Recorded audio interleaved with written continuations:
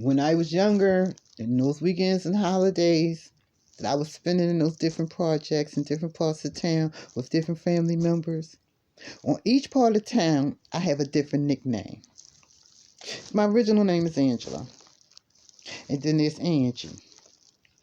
On one part of town, they call me Emmy. On one part of town, they called me Amy. On one part of town, they called me Coco. On one part of town, whatever name I got. Oh, Amico. I got that name too, Amico. Okay, so I got these different names. So, now that I'm at the age that I'm at, I use my initials, AROW. So I started listening to the Bible. And then this preacher was talking about in the Old Testament. So I pulled up the Old Testament and I was investigating it. And I found in there, oh my goodness, a passage about these group of angels. And the lead angel was named Arrow, A-R-O-W, Arrow. And this angel, she was in charge of the other 5 angels, and their job was to sit on the shoulders of these demons and irritate them for eternity. So, I don't know what it means and how I'm supposed to do it, but what I know is those demons are free, and they have to be sent back to where they came from. Now, I had this cross and a crystal that I blessed, and like I said, I was purposely dealing with these 2 demon spirits, and now I can't find my cross and my crystal. So I had to get another cross, and I have blessed that cross. And I got it right back in my hair under my, to protect myself. I have it right back there. So I'm thinking that it's going to be my job to find these spirits and banish them back. And each one that I banish back, one of my personality is the angel that's supposed to sit on that one's shoulder. Remember I was talking about in my other video, the man that always hack and sit around by the bar, and for years he's been trying to date me. This man has sit there and waited. So I told him one day he could take me out to eat. He would do stuff like, so I told him, I said, you're the beast. I said, you're a beast. You're a bull. I said, you're the spirit of the bull. And because he calls me Angel. That's another name. He called me Angel. So I went to the door, one of the doors, and I saw that Angel was the one that sat on his shoulder. That's why he sit there all those years just watching and waiting for Angel. He loves Angel and Angel loves him. So in my mind, I'm thinking that these other angels went behind my back and helped free these spirits. And just like I told them girls in my head, I say, what are they doing for you? They said they love you. You know, you committed conspiracy. You did this. You know. So when I would see him, I lock Angel away. I lock her away. I put her in the door and I lock it. And I tell her, and I told all of them, until I said, cause see, God had, when I died the other week, that was God showing y'all, if you don't do what you're supposed to do, that's where you're going to be. That's where you're going to be. And I do have a fear. My fear is for any time in eternity, never being able to feel God's love. That would be the worst thing ever. Because this love is just like, oh, it feels so good. It's just, sometimes it could be a little overwhelming, but it fulfills me. So I thought I had no fear of anything, but I do fear not being able to feel God's love. Okay? Check this out. I'm up on North and Gay one day. So I go on the bus stop.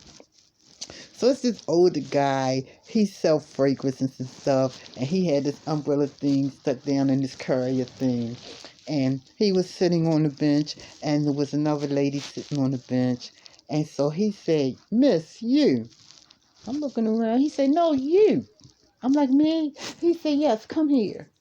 He asked the lady, he said, "Can you move down so that she can sit down so I can talk to her?" So I sit down, and he said, "You know what?" He said, "I don't know you." He said, "But I have seen you through the decades."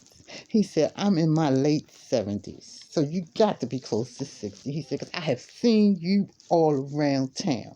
He said, "And I've always seen you running up on a big man, running up on somebody with a knife or a stick or two or three people that want to fight you." He said, "I've seen you do it."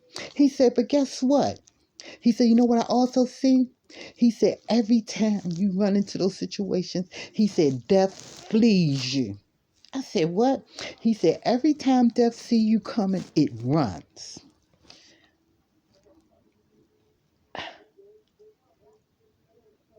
Huh? He said, "You can stop that stuff." He said, "You can stop it because death don't want you. It's not going to take you." He said, "I've seen you." He said, "And every time you put yourself in those situations throughout the decades," he said, "death runs every time I see you coming." What could I say? This man don't even know me, but he know I had a death wish. And he knew that he saw all the things that I was doing to try to get this death because I was such a coward that I wouldn't do it myself. So I tried to get any and everybody to do it. I'm in these hoods. I'm hustling. I'm doing what it takes to maintain. Okay? Because you know how you would think that a person that has some medical background, that's been in the army, that's been a police officer, you would think they would have a decent income. But I don't. But I don't. So I'm out here in these hoods, and now I feel so like I don't even want to go out there because I know it's out. I'm out there with the worst of the worst, okay? I'm out there with the murderers, the thieves, the liars, the dope fiends, the hustlers. I'm out there with these people constantly.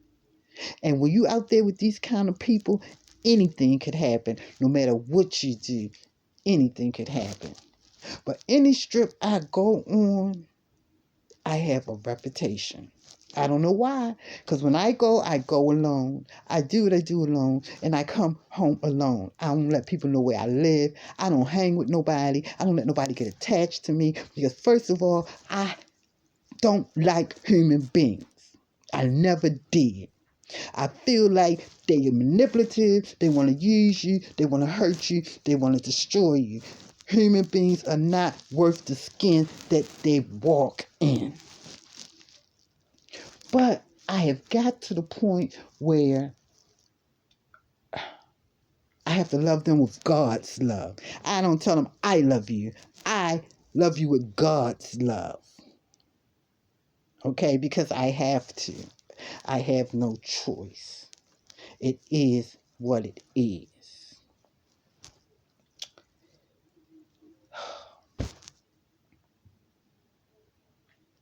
Had a young man say to me, he called him 6'9".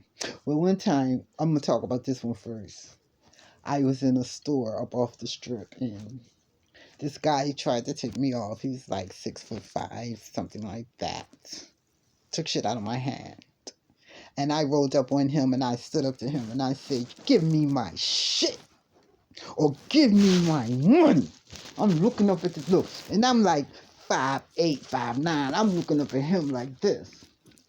And he like, "Mama, you know me. You used to carry me around. You used to hang with my mother." I said, "Check this out. If you say you know me and you know my sons, you better give me my shit.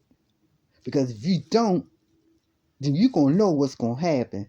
This nigga reach in his pocket and give me my motherfucking money.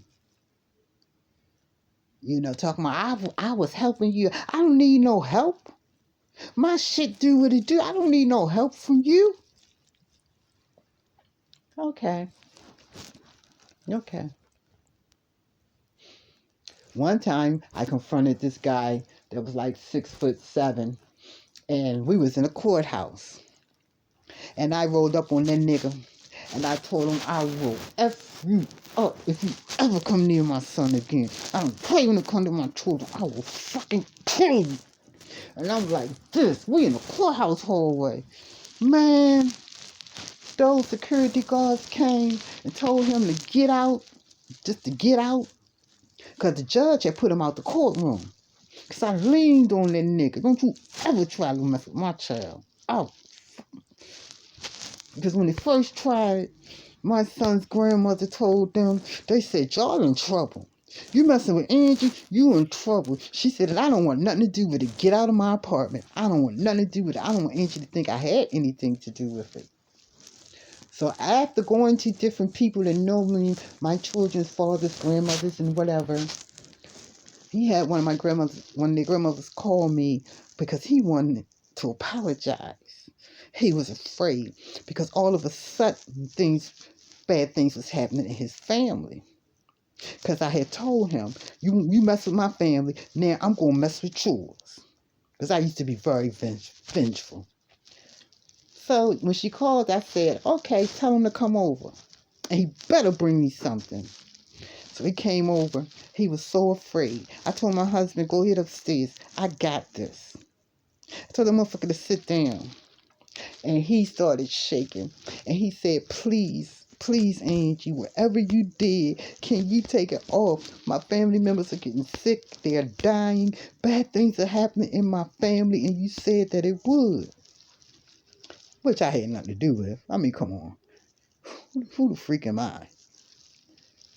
So I said, you know what? First of all, because my husband was trying to kill this motherfucker. The other time, this motherfucker, my son told him to run. Here come my father, and this nigga started running, jumped in his car, and ran, okay? So he said, here's the keys to my car, and here's the title. Please take off whatever you put on. And I took them keys, and I took them that title, and I said, okay, don't you ever come near my family again. I said, and your family's going to be fine. In the name of the Lord, your family's going to be fine. My other son, grandmother called me 2 months later and said, yeah, I talked to that nigga. He said everything is fine in his family now. He said since he came to you, all that bad stuff stopped happening. His mother not sick no more. You know, he not going through bad stuff with his brother, with his son. He said everything is fine since he came to see me. That shit is mental. That shit is mental. Why the hell I'm gonna make that stuff happen? Man, come on. Come on. But like I said, and you're gonna hear this in every video, I can justify anything in my mind because I have a process. First of all,